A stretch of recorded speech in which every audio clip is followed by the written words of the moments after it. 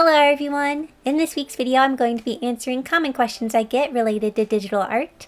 I will also be giving some tips related to digital art. Also, the footage you are watching is of me drawing my Amino followers' characters. On my Amino, I make short videos of me drawing my followers' gacha characters and original characters. I have a lot of fun drawing these pictures and making these short videos. So if you want more info on this, you can check out my Amino stories. I'll put a link to that in the description. Anyways, let's get started. Should I learn to draw traditionally first and then learn to draw digitally? For this question, everyone has their own opinion. My first ever manga drawing was actually done digitally. I wish I had the file so I could show you, but it died with the website I used to create it. Me. I pretty much learned digital drawing and traditional drawing at the same time. I personally don't see a problem of learning how to draw digitally early on in your art journey. Digital art is such a big part of the art industry now that it's a good skill to learn. However, I would say to make sure that art is something that you are interested in and may want to do for a while before investing money into equipment. For a long time, I drew digitally with my mouse.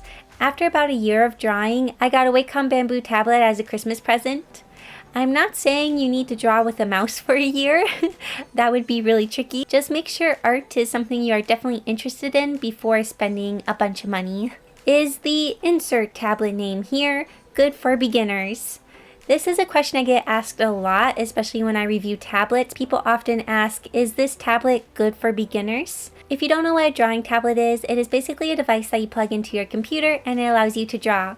There are different kinds of tablets, ones without screens and ones with screens. For the ones without screens, you have to draw with your pen on the tablet and then look up at your computer screen to see what you are doing. This can be tricky because you're not looking at your pen while drawing. The nice part about these tablets is that they are way cheaper than tablets with screens. They also make these kinds of tablets that work with Android phones and tablets. These kind of tablets can be nice if you don't have a computer. For tablets that have screens, you draw directly on the screen. This is the kind of tablet I now use. These tablets are very nice but are definitely more expensive. So which tablets are good for beginners? To be honest, I think any tablet is good for a beginner. It just depends on how much money you want to spend or can spend. It may be good to start with a cheaper tablet if you're not sure you'll like digital art. Then after a while, maybe you can get an upgrade. Like I mentioned, I started with a $100 Wacom bamboo tablet. This was the cheapest tablet you could get at the time. After many years, I upgraded to a Wacom Cintiq 13 HD.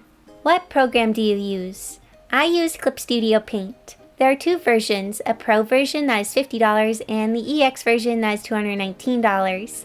I use the EX version. I use the EX version because it has features that are nice for when creating comics and animating. But if you want to only make illustrations, the Pro version will work just fine. Also, Clip Studio often goes on sale, so if you keep your eye on the website, you might be able to get the program for a good deal. If you're looking for a free drawing software, I recommend Medibang Paint.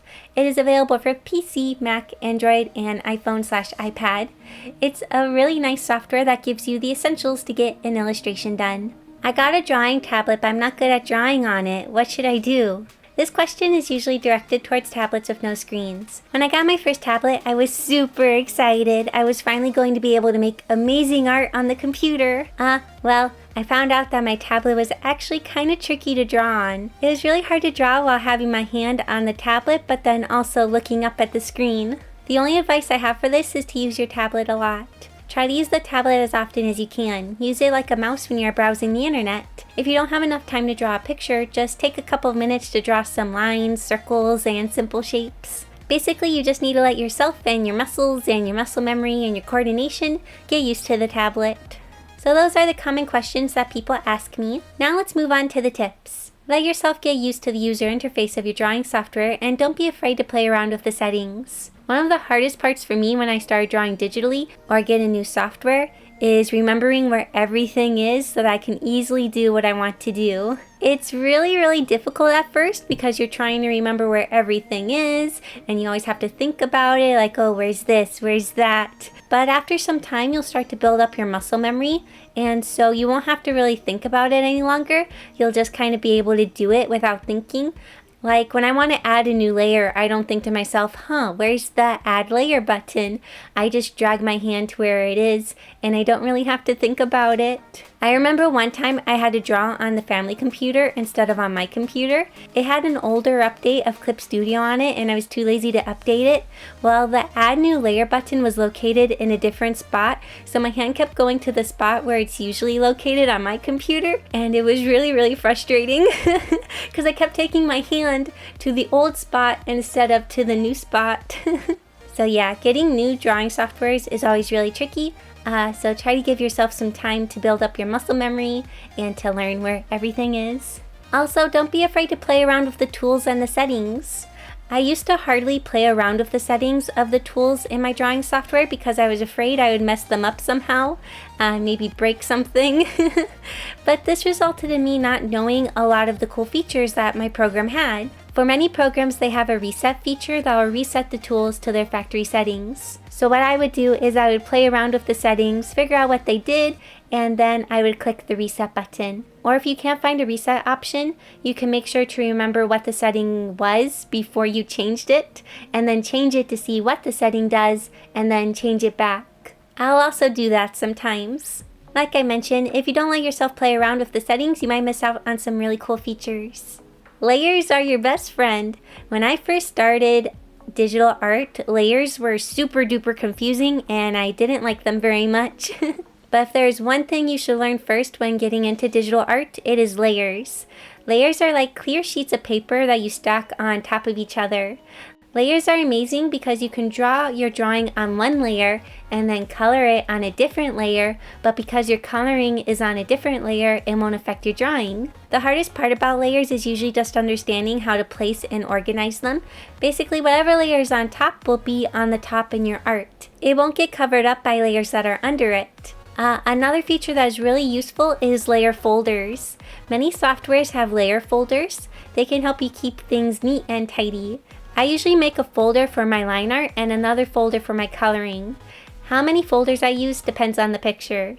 The rules of layers still apply when they're in folders, so if my line art folder is above my coloring folder, the coloring will still be under the line art. This is just the basics of layers. I can go on and on about layers, so if you want to learn more about layers, you can check out this video I made. Use the stabilizer. It'll help your line art so much. In many drawing softwares, they have a feature called stabilizer or stabilization. Basically what this does is it helps to stabilize the line you are drawing so that it looks less shaky. This feature has helped me so much and has really improved my line art. I actually didn't start using it till more recently. I used to use a feature that was similar to it. At first I didn't know what the stabilization did because I would test it out with my mouse, but it actually only works when I'm using my tablet. So yeah, try out stabilization if your lines are kind of shaky. It has helped me a ton with my line art. Don't make the resolution too low or too high. One thing I'll notice that beginners often do is that they make the resolution of their canvas really low. If you make the resolution too low, your picture may start to look kind of pixely, almost like MS Paint. However, you don't want to make your canvas too large because it can start to slow down your computer and cause things to lag. When I'm deciding the resolution of my pictures, I ask myself, if I ever want to get this printed, what is the size I would print it at? And then I usually make it a little larger than that size.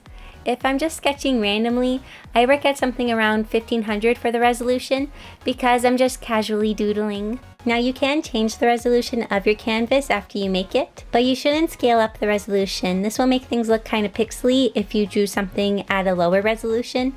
Only scale down the resolution. I'll sometimes sketch at a lower resolution, and then if I want to make the picture more finished, I'll scale up the canvas so that the finished picture is at a good size. I don't care if my sketch becomes pixely because it's not going to be seen in the end. Don't only use the soft airbrush for shading. Okay, so you can use only the soft airbrush for shading. What I'm trying to get at is to add variation with your shading. I notice many beginners will just go around with the soft airbrush tool and there won't be any variation in the shadows. Shadows are often soft, but there can be shadows with harder edges as well. If your illustration is colored, don't use only black and white for adding shadows and highlights. I have noticed that many beginning digital artists will shade their colored pictures with only black and white. You can use both black and white for really deep shadows or really bright highlights depending on the lighting. But you also want to make sure to shade with colors. So if I'm shading a blue, I'll use a darker blue. Maybe I'll make it more purple or green depending on the lighting. Same goes for highlights. If I'm adding highlights to a blue color, I'll use a lighter blue. And I slightly change the hue depending on the color of the light source. I know you now have access to all of the colors, but try not to use all of them. So with traditional art, you are kind of limited to the colors you have in that art supply. But with digital art, you can make whatever color you want. It's amazing and really fun. But you don't need to use every color of the rainbow in your picture. However, if you do want to use a lot of colors, try to think about varying the saturation and value of the colors. So make some colors more muted, darker, or lighter.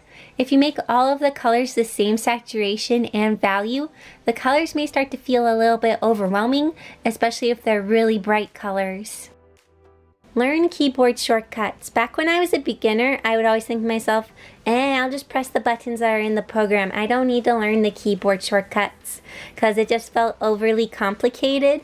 But keyboard shortcuts are super helpful, and I definitely recommend learning them, especially ones like undo and copy and paste and things like that, kind of things you do a lot because they do help speed up the work process a lot. I can imagine that my work process would be way slower if I had to go and press the undo button in the program every single time I wanted to undo something.